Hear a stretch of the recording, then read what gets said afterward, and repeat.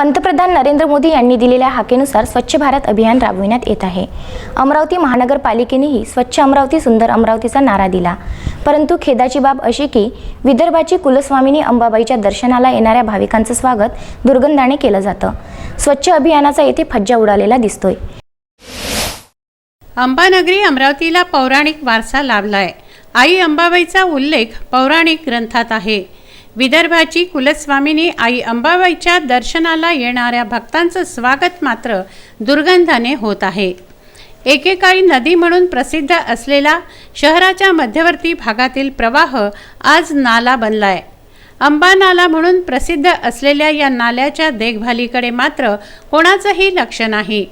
नाल्यात प्रचंड घाण व कचरा साचला आहे। हा कचरा सडल्याने दुर्गंधाचं साम्राज्य पसरलंय। त्यामुळे परिसरातील रहिवासी व दुकानदारांना नाकाला रुमाल लावावे लागत आहेत।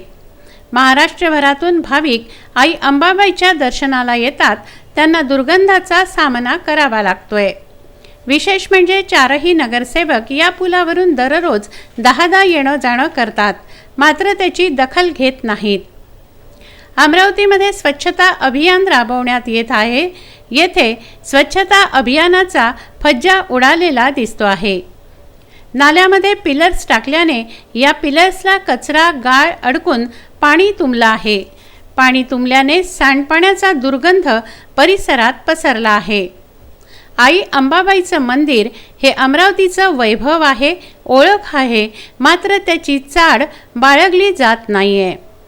मनपा आयुक्तांच्या नाकापर्यंत दुर्गंध पोचेल तेव्हा नाला स्वच्छतेची दखल घेतली जाईल का, असा सवाल नागरिकांचा आहे।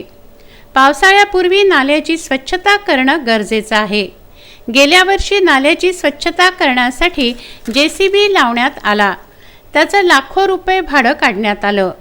लाखो रुपये जाऊनही नाल्याची स्वच्छता कितपत झाली हे संबंधितांनाच माहीत। नाल्याची स्वच्छता म्हणजे पैसे उकळण्याचं साधन म्हटल्यास अतिशयोक्ती ठरू नये। Vidarbha news bureau, Amravati.